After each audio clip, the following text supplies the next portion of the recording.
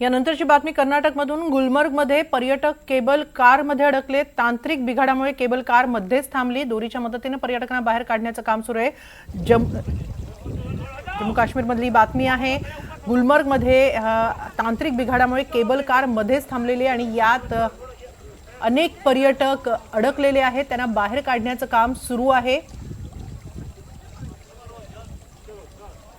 रस्सीच्या मदतीने या केबल कारमध्ये अडकलेल्या नागरिकांना प्रवाशांना बाहेर काढण्याचं काम सुरू आहे। याबाबत अधिक माहिती घेऊया आमचे प्रतिनिधी आवेश तांदळे यांच्याकडून। आवेश, काय अधिक माहिती? नक्कीच हेमाली, जम्मू काश्मीर गुलमर्ग येथील प्रसिद्ध गोंडेला येथे जे केबल कार आहेत त्या तांत्रिक बिघाड आलेले आहे। त्यामुळे दोन्ही साईडने जे केबल कार आहे ते तात्काळ थांबवण्यात आलेले आहे। या केबल कारमध्ये 300 पेक्षा जास्त लोक अडकल्याची भीती व्यक्त करण्यात आली आहे। आतापर्यंत एसडीआरएफ आणि एनडीआरएफची टीम पोहोचलेली आहे। त्यापैकी 100 जणांना काढण्यात यश आलेलं आहे।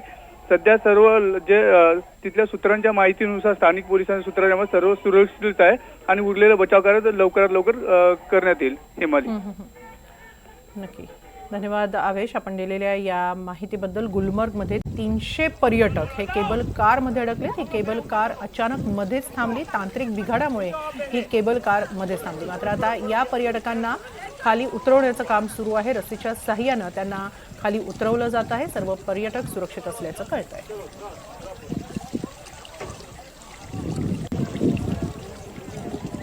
गुलमर्गमधली ही घटना आहे।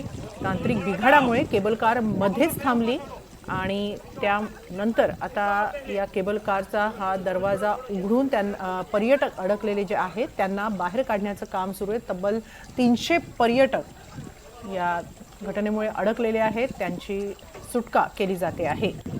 रस्सीच्या सहाय्याने त्यांना खाली उतरवलं जात आहे।